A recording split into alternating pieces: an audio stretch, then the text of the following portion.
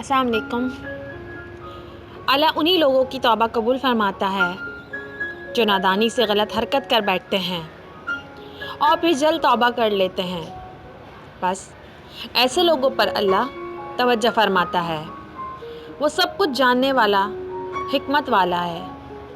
अल्लाह तो उन लोगों को भी माफ़ कर देता है जो जानकर गुनाह करते हैं, क्योंकि वो बहुत गफ़ूर और शकूर है। वो अपने बंदों की तौबा का बहुत शिद्दत से इंतज़ार करता है, क्योंकि वो हमसे बहुत मोहब्बत करता है।